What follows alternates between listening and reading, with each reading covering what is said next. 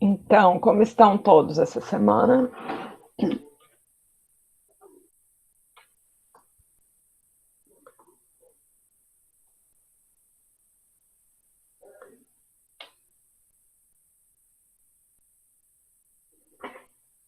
Todos bem?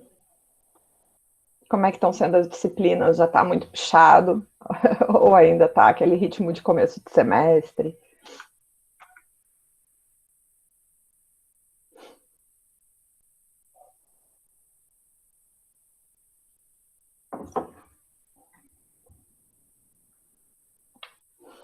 Já, Miriam, mal começou, já tem algumas bem puxadas.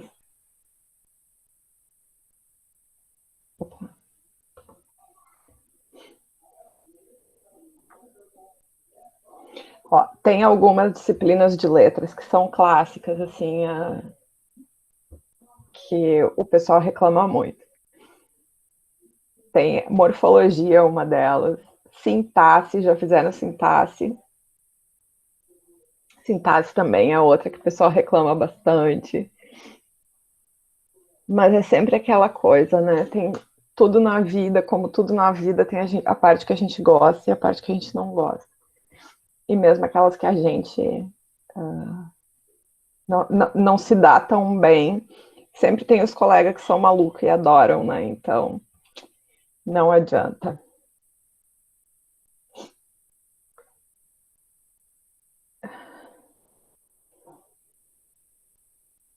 Mas vamos lá.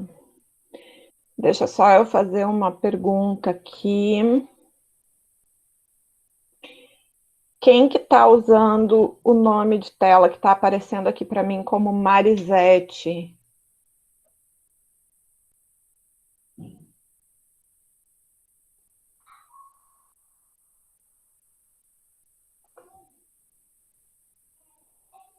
Pode colocar ali no chat. Opa, já sumiu. Vamos ver se vai trocar o nome.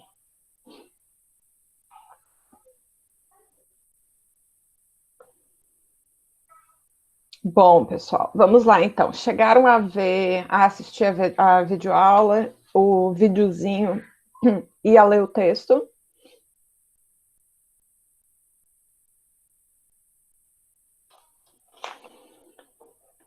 Sim, Lilian, quem mais? Cardoso, Juliane, Ivone. Então, como vocês podem ver, eu tô meio fanha, eu tô meio resfriada hoje. A garganta pegando um pouquinho, então eu vou deixar mais vocês falarem do que eu. O que vocês acharam?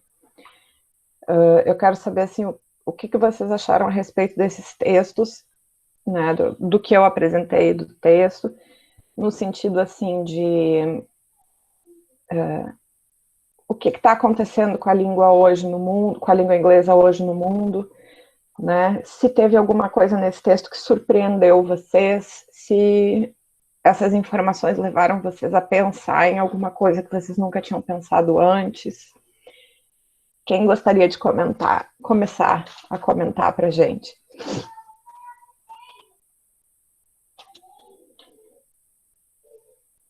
Vamos lá.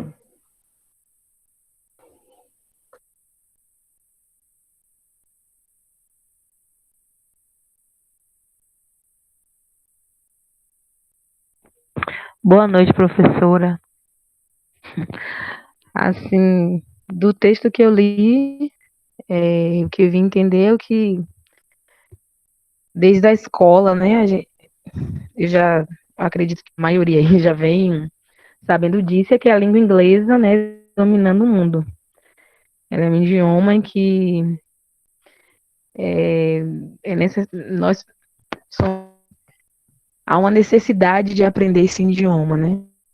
Parece que daqui a algum tempo vai todo mundo ter que falar o inglês. Vai ter que todo mundo, mesmo aqueles que já falam, né, os seus idiomas, as suas línguas, no caso, né, ou as suas línguas, a língua do país que vive, o inglês, ele vai ser a língua que vai, tipo, como se fosse assim, para geral, né, para todo mundo. É uma língua que todo mundo vai entender, porque todo mundo já vai estar sabendo. E também vir que, querendo ou não, em tudo que a gente, no jornal, na TV, em tudo que a gente vê, a gente vai ter a presença do inglês. Foi isso que eu entendi. E entendi também que as maternas, eu não me lembro de onde foram os lugares, né? Mas foram ganhando, foram perdendo força, né?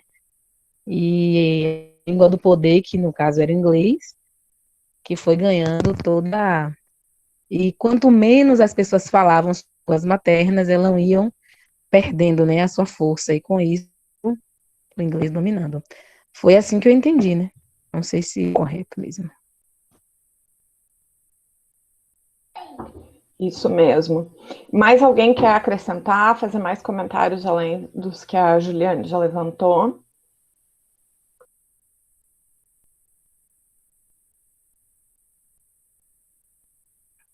Boa noite, professora. Então, consegue me ouvir?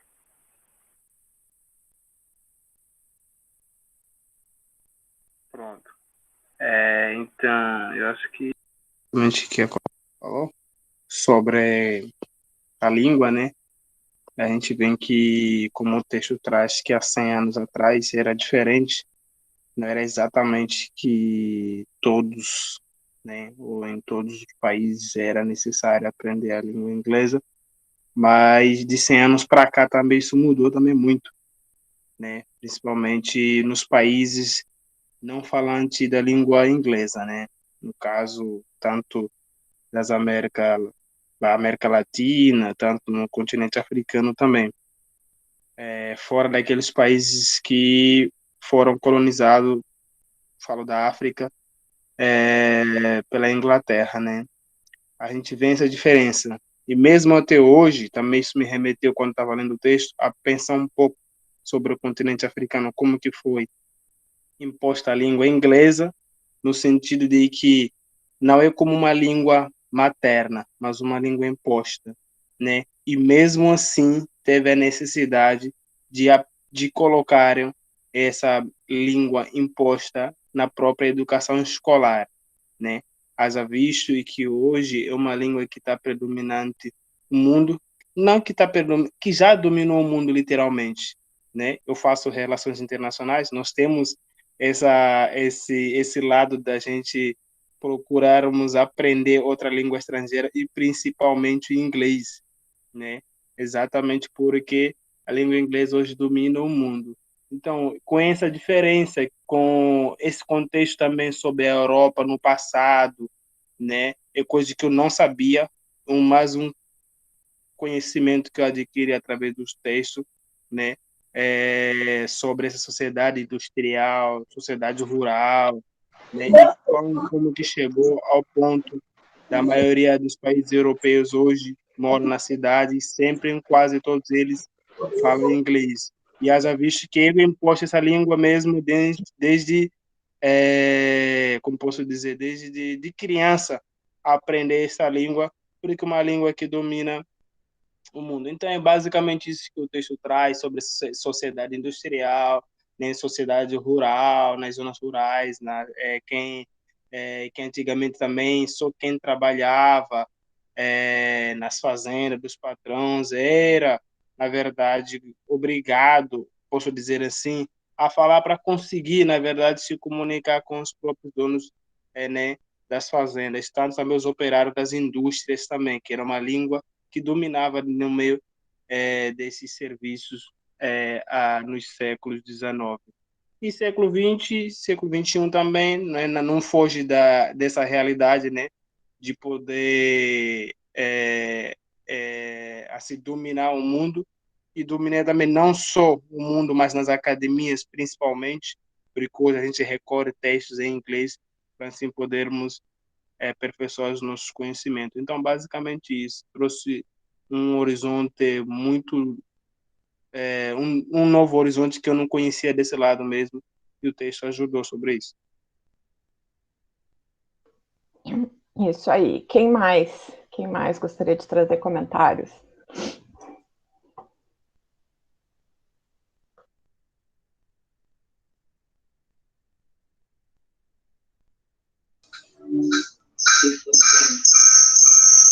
Pro. Olha, Fazendo uma comparação com o vídeo da aula do dia 26, né? No vídeo a senhora fala sobre a importância do inglês na vida acadêmica, né?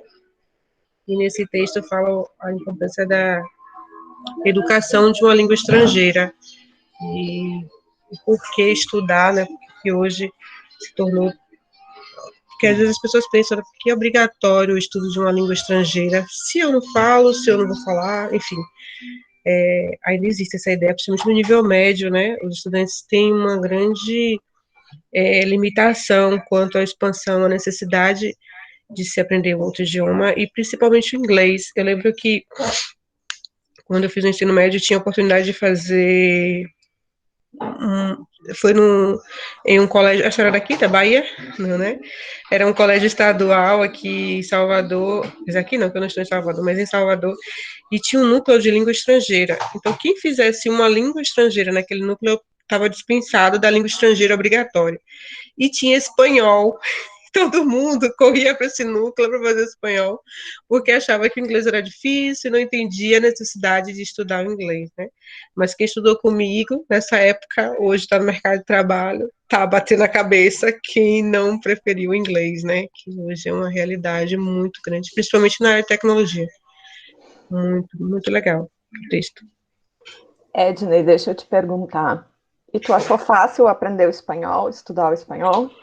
Péssimo, principalmente o passado, que é aquilo. Eu falo para todo mundo, gente, sai fora do espanhol, principalmente quando cai na parte de verbos e verbos no passado, porque se a gente reclama do português, a gente vai morrer aí com o espanhol. Tanto é que parece fácil e hoje eu sei mais inglês do que espanhol, porque justamente o espanhol é morto para a gente aqui, né, no Brasil, e já o inglês está presente em tudo, né, então eu estudei uns 2 anos de espanhol lá, fiz espanhol na faculdade também, porque fiz secretariado executivo.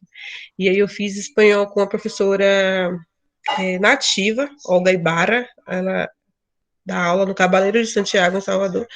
Mas o espanhol é morto para mim, não tenho contato com o espanhol. Ao contrário do inglês, né? Se você entrar no shopping hoje, 50% das lojas tem o nome em inglês. Table Store, shoes, alguma coisa. Então você termina por assimilação, por osmose, aprendendo inglês, quer queira, quer não. Isso é um mito muito comum no Brasil, né? De que a pessoa vai fazer o espanhol e vai ser muito mais fácil. E na verdade não é só um mito só no Brasil, existe esse mito de que uma língua vai ser mais difícil do que a outra, e isso não é verdade. Todas as línguas vão apresentar o seu grau de dificuldade. É claro que se a gente for estudar uma língua oriental, que tem um alfabeto diferente do nosso, aí sim a gente está falando de um outro nível de dificuldade. Mas não é pela língua em si, é porque a gente tem que aprender todo um sistema novo, né? Desde lá a base da representação. Mas não é bem assim, né? Então a gente às vezes acha, né? Muitas pessoas acham que vai ser mais fácil e não acontece. Até porque, como você falou, Edna, na maioria, na grande, maior parte do Brasil, o espanhol é uma língua praticamente morta. Se você for pensar nas regiões de fronteira ou no sul do Brasil, aí a realidade é diferente. Por exemplo, no Rio Grande do Sul e em Santa Catarina, no litoral desses estados, você encontra muitas falantes de espanhol, porque os argentinos e uruguaios cruzam a fronteira para passar as férias no litoral do Rio Grande do Sul e de Santa Catarina. Então, na praia você escuta pessoas, e é muito assim, porque a fronteira é fácil de cruzar, e é uma viagem que se faz de carro, é uma viagem curta de 5, 6 horas, você vai, não, 5, 6 não, mas em 8 horas você vai da Argentina até o litoral do Rio Grande do Sul. Então, isso acontece muito. Mas mesmo assim, isso não quer dizer que seja mais fácil para quem está lá. Porque muitas vezes a proximidade do português também causa problemas. né? Como você vê uma palavra que na escrita é muito parecida com o português, na hora de falar, a gente acaba puxando a pronúncia para o português. Ou acontece também os falsos cognatos, de você achar que é e não é. Então tem muito dessas coisas com o espanhol. Mas vamos lá, quem mais? Quem mais gostaria de fazer seus comentários?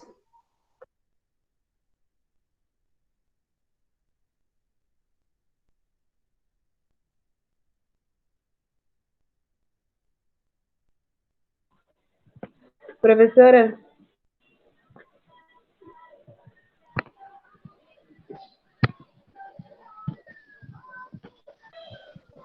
boa noite. Boa noite, Ivone. Os vídeos que eu assisti do YouTube da senhora, a senhora estava algumas métricas pode encontrar para poder você entender um texto, mesmo em outra língua, que você não tenha muito domínio. Aí a senhora falou dos cognatos, falou também das imagens, dos números que a gente poderia estar relacionando para poder estar compreendendo o texto. Aí a senhora fez o exemplo lá, explicou o texto, e estava em outra língua, acho que foi dinamarquês, alguma coisa Dinamarquês. assim, dinamarquês, que a senhora estava explicando. E eu estava achando que ali estava em inglês, que tinha algumas palavras que lembravam o inglês. A senhora falou também sobre a questão do inglês, falou dos aplicativos que as empresas estão dando preferência a esse idioma. E realmente é verdade, a maioria dos aplicativos que a gente adiciona ou vê no Google Play tem esse idioma. E também algumas as marcas também de propaganda, algumas marcas multinacionais também estão aderindo a usar o idioma inglês. E eles usam mais também os cognatos, porque traz aquela a semelhança com o português. Então, mesmo você não tendo um domínio da língua, você consegue ter uma noção do que seja.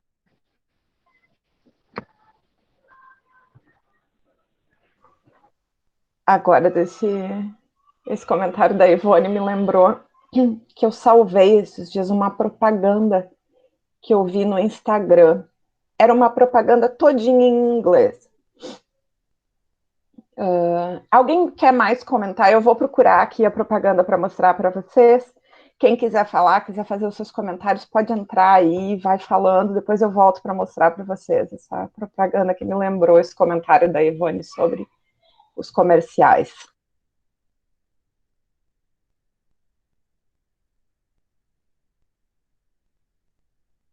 Alguém, fiquem à vontade, gente, para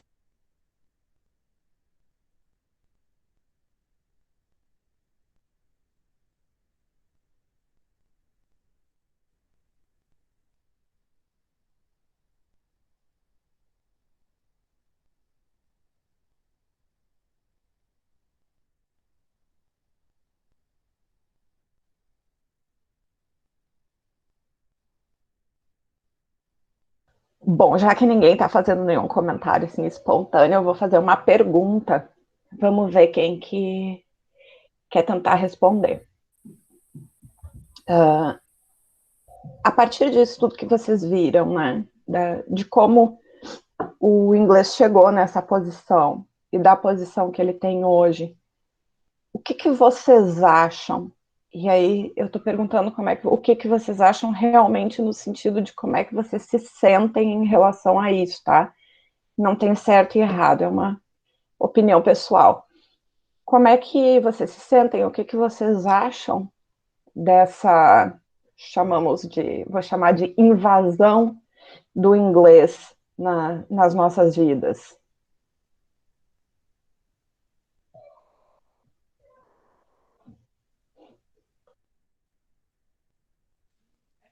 Oi, professora, boa noite. Evanildo falando. Tá me ouvindo bem? Ok. Parece que tá mudo. Essa coisa que a professora chamou de invasão, né? Até a própria linguística explica em alguns casos a partir dos empréstimos, né, que a gente faz de outras línguas, não só do inglês.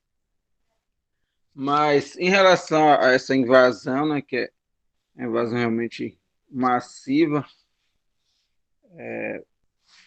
no caso do inglês, a globalização e as possibilidades que surgem, né, na época que a gente vive, de pessoas viajando, o acesso às informações por meio de internet de forma mais fácil e tal. Muito do que é produzido em inglês, quase sempre de origem norte-americana, né? Questões de tecnologia, a internet como um todo, tanto que o www, o significado é World Wide Web, se não me engano, se me lembro bem, né?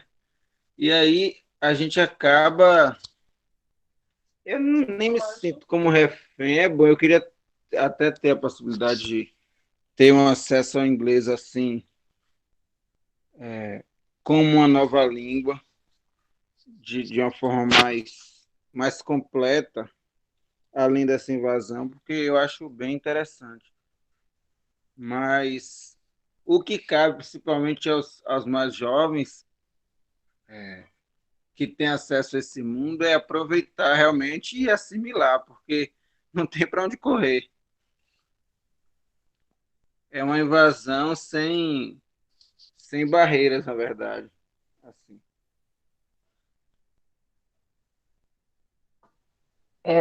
Pelo que vocês podem ter sentido no texto,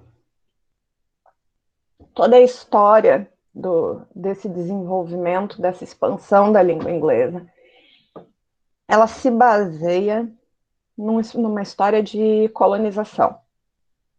Então, inicialmente, a língua inglesa ela começou a se espalhar pelo mundo porque a Inglaterra saiu colonizando o mundo inteiro. Né? Eles tinham grana, eles tinham força, eles tinham poder, e eles saíram a colonizar por aí. Tanto que tem diversos lugares no mundo onde o inglês até hoje é língua oficial, né? E que não tem nada a ver, assim, tipo, nas ilhas, se não me engano, são as ilhas Seychelles, assim, que é um lugarzinho lá no fim do mundo, separado de todo mundo, e os caras falam inglês. A Índia fala inglês. São inúmeros países falam, né, e em todos os continentes.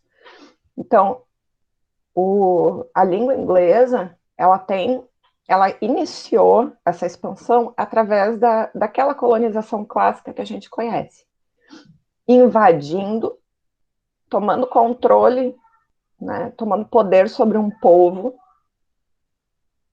e obrigando esse povo a falar a língua deles. Alguns exemplos deixam muito claro de que não é tão fácil assim você fazer uma pessoa deixar de falar a sua língua e começar a falar outra.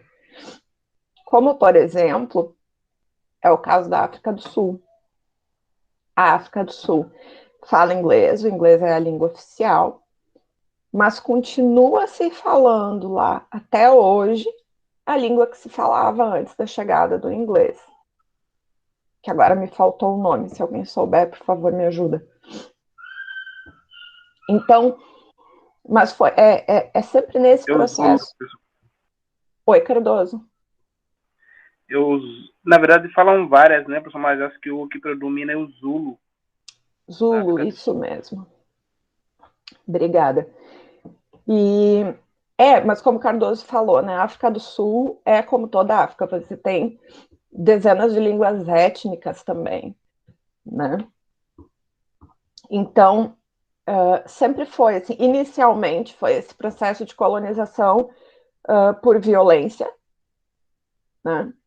A não ser alguns casos, como, digamos, o caso lá da Oceania, começando pela Austrália, e o caso dos Estados Unidos, que foram situações diferentes. A Austrália, na verdade, ela não foi colonizada porque os ingleses não foram para lá. O que os ingleses fizeram foi largar aquelas pessoas que eles não queriam mais na sociedade deles para viver na Austrália.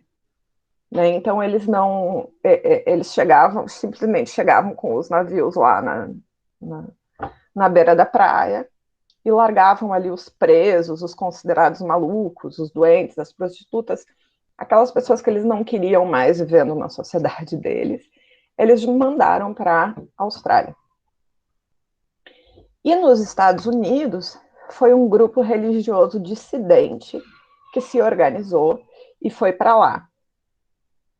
Na grande maioria deles fugidos, inclusive por causa de questões religiosas na Inglaterra. Mas, no geral, né, é aquela história de sangue e violência para impor a língua.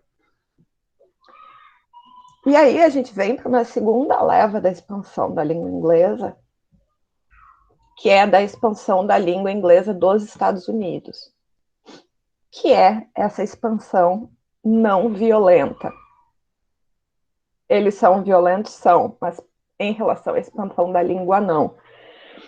Como assim? Eles têm tanto poder, eles têm tanta influência no nível mundial, nessa situação, né, de globalização e de expansão da indústria, que, por fim, as pessoas acabam querendo aprender o inglês. É forçado? É intencional? Diretamente, não. Mas, por outro lado, a partir do momento que uma pessoa diz assim, eu não tenho interesse nenhum nessa língua, pessoal, por mim eu não aprendia, mas eu vou ter que aprender para que eu possa estudar, ou eu vou ter que aprender para que eu possa trabalhar, isso passa a ser forçado também. Então, continua sendo um movimento colonizatório. Então, a língua inglesa, ela tem esse aspecto. Aí, existem duas correntes, né? Existem várias correntes de pensamento a esse respeito, mas existe uma corrente que diz assim, não, a gente não vai aceitar a língua inglesa, a gente vai negar a presença dessa língua. Isso existe em diferentes níveis de firmeza, né? Alguns são mais... algumas pessoas, alguns grupos sociais são mais duros quanto a isso, outros menos. Mas o que acontece? É um processo natural, assim, que à medida que vai entrando uma outra língua, vai se tornando tão importante dentro de um grupo, esse grupo acaba deixando de usar a sua própria língua em comunicações. Então, por exemplo, na Holanda, esses tempos eu estava assistindo um programa de televisão holandês, e eu achei muito interessante, porque oficialmente a língua da Holanda é o holandês. Mas no programa de televisão, eles falavam misturando o inglês e o holandês. E então isso é muito curioso, é assim, eu estou falando aqui com vocês, daqui a pouco eu misturo uma palavra de outra língua, uma expressão de outra língua, e eu falo numa língua, a pessoa me responde em outra. É uma loucura. Mesma coisa acontece na Índia. Na Índia, existe muito na televisão essa mistura, né, da língua deles e do inglês.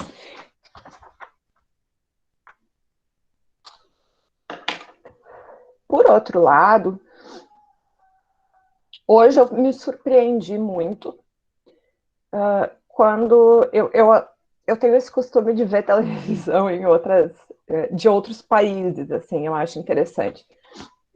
E eu estava assistindo um programa da televisão espanhola, em que um participante, o apresentador do programa, usou uma palavra, uma expressão em inglês, e o participante do programa reclamou.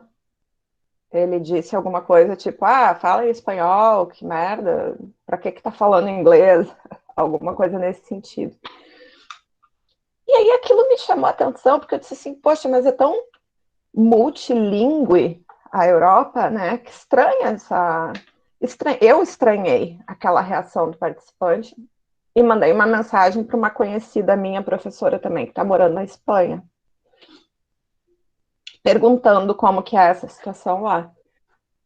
E ela disse assim, apesar de haver uma enorme valorização do aprender inglês como língua estrangeira, eles não aceitam bem a utilização do inglês quando a língua deles pode ser utilizada. Então, se nós estamos aqui, todo mundo falando em espanhol, por que eu vou meter uma palavra em inglês no meio? E aí ela me disse que o mais interessante é que quando não tem como escapar da palavra, porque é uma palavra já muito difundida, eles usam a palavra, mas com a pronúncia em espanhol. Por exemplo, a gente em português fala o Wi-Fi, né, da conexão da internet, que é como se fala em inglês, Wi-Fi. E aí lá na Espanha, eles falam Wi-Fi. Quer dizer, eles usam a palavra em inglês, eles né, receberam a palavra, mas deram, digamos assim, a pronúncia deles para a palavra que veio de fora. Então, existe também esse movimento em diversas culturas de tentar evitar essa dominação, né, da língua inglesa. Acho que foi Horácio que levantou a mão. Por favor, fique à vontade. Sim, professora. Era mesmo acerca da língua inglesa e sua expansão. Tipo, no ponto de vista econômico, não é normal que haja uma língua para que o comércio universal se apegue e consiga se comunicar em qualquer hora e em qualquer espaço. Ou os comerciantes tinham que se sujeitar, tipo, às línguas de... Como é que eu posso dizer? A língua local, é, a língua local do lugar em que vai fazer os seus negócios. Vamos lá. Na verdade, ter que se sujeitar não tem que, né? Aqui é uma questão de poder. É uma questão de poder. Quem que tem mais interesse nessa transação? Né? Falando em negócio, em comércio. Quem que tem mais interesse nessa transação? Aí, digamos assim, né? Como diz ali o texto que fala sobre essa questão da expansão industrial. Os Estados Unidos têm um produto. O mundo inteiro quer comprar esse produto. Então, os americanos, os norte-americanos, lá o dono da empresa, ele vai preferir fazer negócio com quem vem até ele, ou ele vai preferir sair correndo atrás de quem não vem até ele? Você entende? Então, aquela pessoa que procura e que se sujeita à língua do outro, acaba tendo, em diversos momentos, vantagem negocial com aquele outro país. Então, é a lei do negócio, né? É a lei do capitalismo, onde o que vale é o dinheiro. Então, se sou eu que necessito daquela interação social para poder fazer aquele negócio, eu vou me sujeitar. É importante só a gente sempre lembrar que se sujeitar não precisa ser completamente, né? Não precisa ser 100%.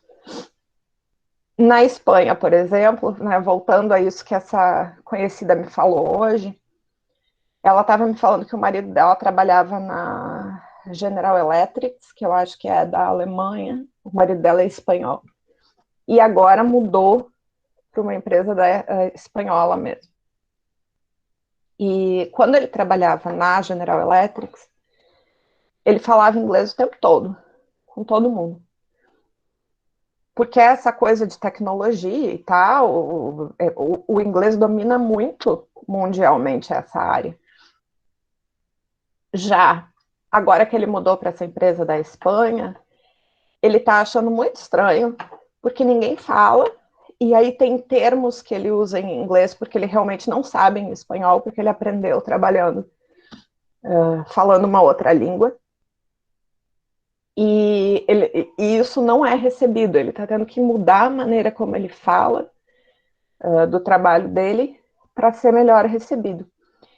E aí ela estava me contando que as empresas na Espanha preferem contratar um tradutor e intérprete do que pagar um curso de inglês para os funcionários. Né? Tipo, aqui no Brasil a gente tem visto bastante isso. As grandes empresas oferecem curso, né, que chamam in-company, aqueles cursos que dão dentro da própria empresa e tal. Mas lá eles já têm essa postura muito mais rígida. Não, a gente não vai, não vou obrigar ninguém a falar inglês. Precisa falar inglês, então a gente vai contratar alguém que é um profissional nisso. Vocês vejam como é uma postura já bastante diferente do que aqui a gente tem aqui no Brasil, né? Quem mais levantou a mão? Edna?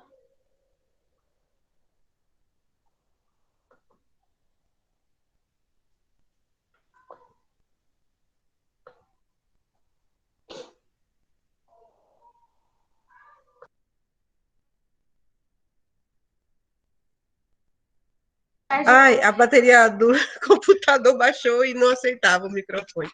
Não, eu achei bem interessante. O que eu ia falar era justamente sobre uma situação parecida com essa do seu colega da empresa Eletrolux, Eletrobac, quando eu estava fazendo o curso de secretariado e a gente foi estudar o português, o professor falou assim, fez aquela pesquisa com os alunos e muita gente falou assim, o português é muito difícil, o português é muito difícil. Aí o professor falou assim, o português é a nossa língua, independente da história, é a nossa língua. Vocês, antes de reclamar, deveriam querer aprender. Aí ele falou uma coisa interessante, vocês têm o karma da colonização, de que nada do Brasil presta. Até a língua, para vocês, não presta. E aí vocês preferem estudar inglês extraoficial, né, que é além de ter o inglês do currículo do curso, vocês estão pagando inglês em outras escolas, e inglês que vocês estão recebendo aqui no currículo, ao invés de agradecer e se esforçar, vocês já reclamam muito de aprender. E eu lembro que eu fiz também alguns cursos extracurriculares de inglês, e era traumatizante para mim, professora, porque os próprios colegas brasileiros, eles ficam medindo o grau de fluência, né, fazendo chacota com o que fala para eles, né, no entender deles, com um sotaque melhor, né, uma fluência que eles falam. E eu mesmo tive muita dificuldade por conta disso, por conta desse constrangimento dos próprios colegas brasileiros. E eu lembro que uma professora foi quem tirou esse trauma de mim, uma professora que nem era professora de língua estrangeira, era advogada, que tinha experiência em inglês, dava aula naquele cursinho PBF, né, Peking Blue. E ela falou assim, Edna, não, você pode ter uma fluência bacana no outro idioma? Pode. Mas enquanto você, que é nativa do Brasil, acha que tem uma boa fluência, eles lá sempre vão identificar vocês. Então, isso é uma cultura do brasileiro, de achar que ele tem que falar o outro idioma melhor do que o nativo do outro idioma. Foi a partir daí que eu relaxei, hoje eu falo the book on the table, falo o que eu quiser, como eu quiser, e não tô nem aí para ninguém, principalmente para brasileiro. E eu não tenho essa corrente de não aprender, porque eu tenho fascínio pela língua. Por mim, eu era poliglota, eu queria aprender várias línguas, mas quando eu estou em algum lugar público que aparece alguém falando inglês, eu faço de conta que eu não entendo nada e fico forçando o português.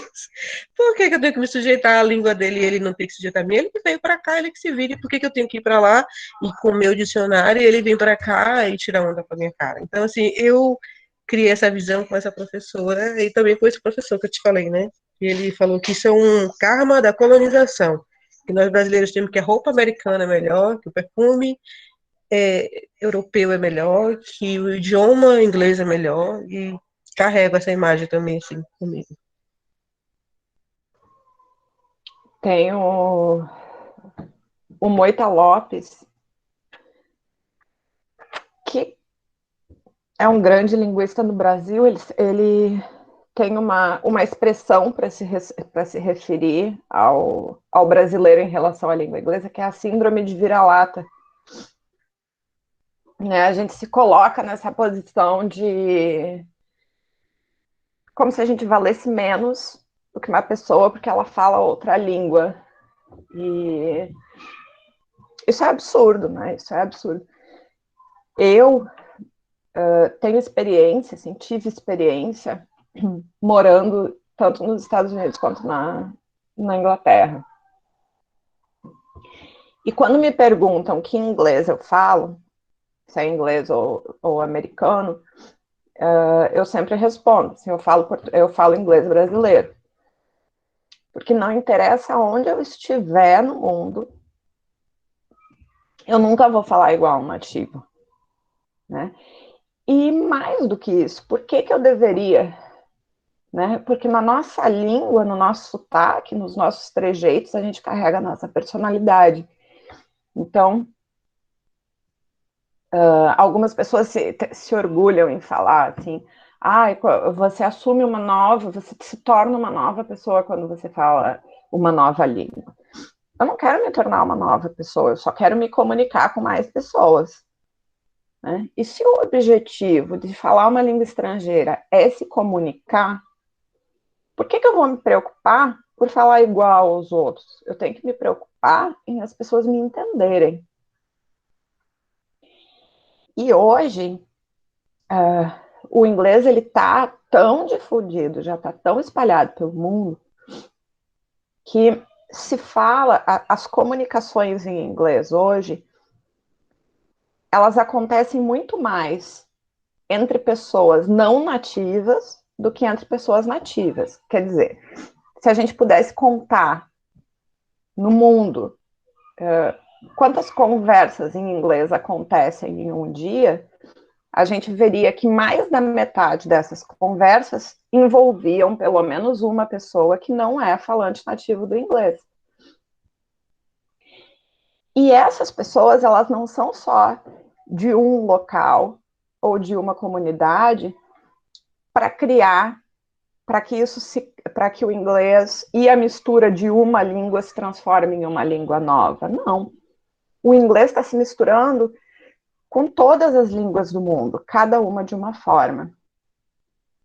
E em cada lugar que se fala o inglês, sem ser língua nativa, ele vai adquirindo novas características.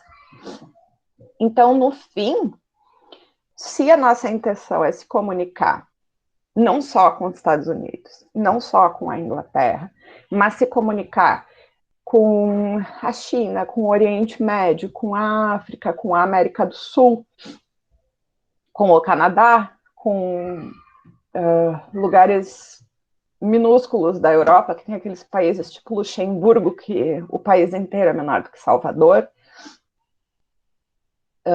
você não precisa falar o inglês 100% correto, porque essas pessoas também não falam o inglês 100% correto. Então, as duas pessoas que estão ali se esforçando para se entender naquele momento de comunicação, elas não estão interessadas em avaliar a tua capacidade de falar igual o Brad Pitt. O que elas estão interessadas é em buscar informações e em responder informações, que é o que a gente faz normalmente numa troca comunicativa. Certo? Mais alguém quer fazer algum comentário?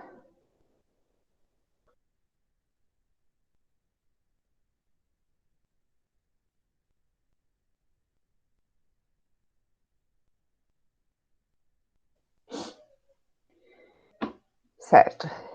A gente pode continuar a discussão na próxima semana, se alguém quiser trazer mais comentários, fazer mais perguntas, se leu, né, quem não leu os textos, se quiser ler e quiser comentar depois, fiquem à vontade. Mas eu quero só mostrar para vocês uma coisinha no cigarro e vou encerrar, que eu tô já com o nariz aqui trancando de novo. Então, deixa eu apresentar aqui para vocês o cigarro. Uma janela. Não, não é isso que eu quero. É uma guia.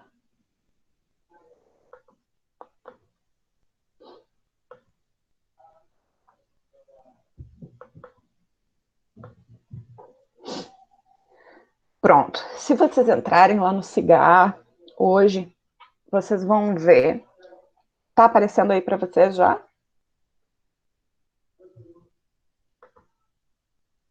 Tá, né? Sim.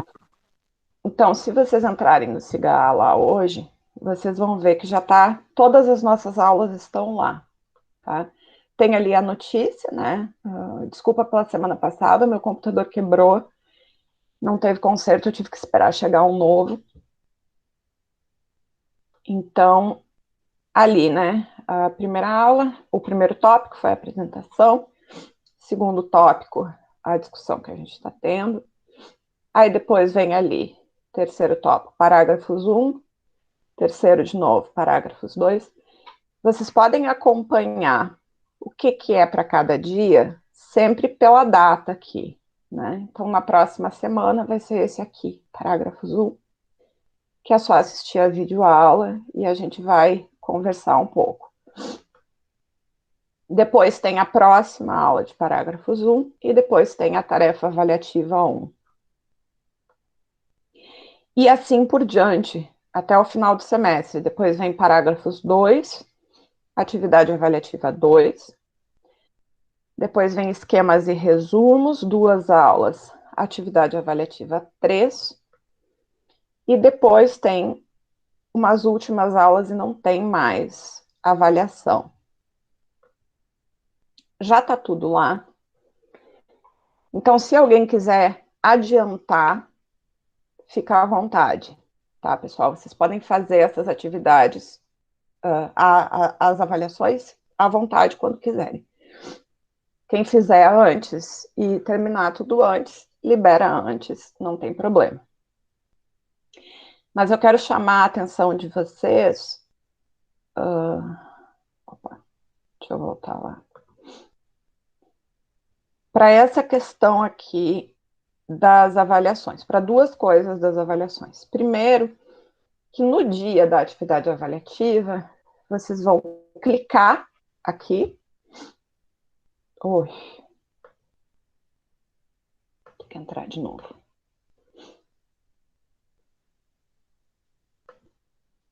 No dia da atividade avaliativa, vocês clicam aqui, atividade avaliativa, e vai aparecer para vocês a atividade. Para mim não aparece porque eu estou como professor.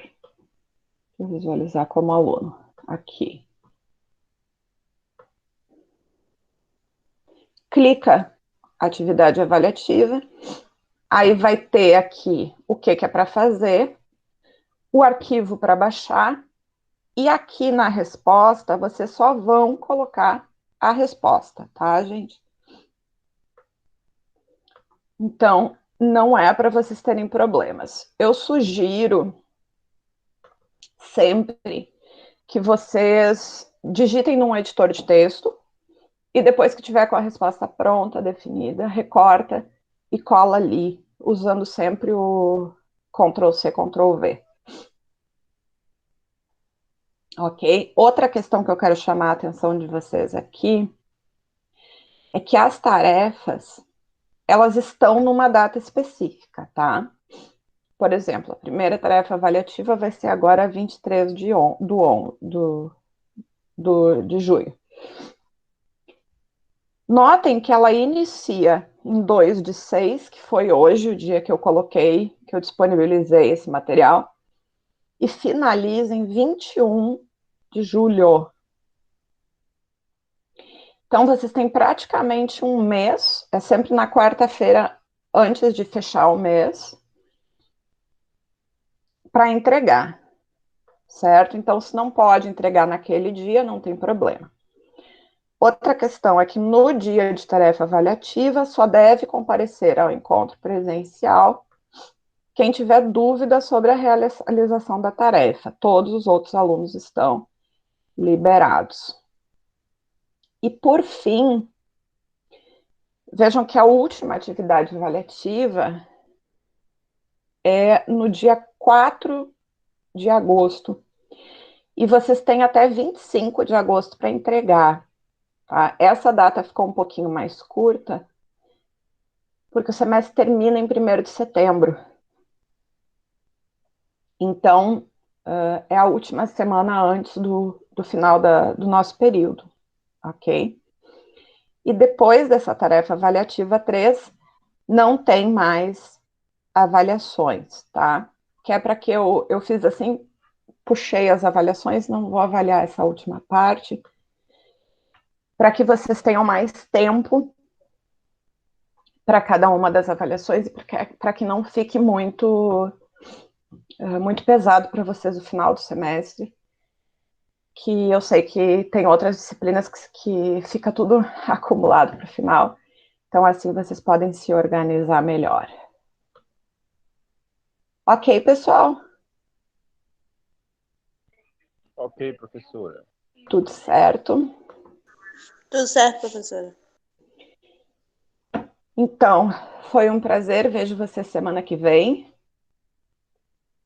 Fiquem todos bem. Até mais. Tchau, tchau. Até mais. Melhoras, professora. Obrigada.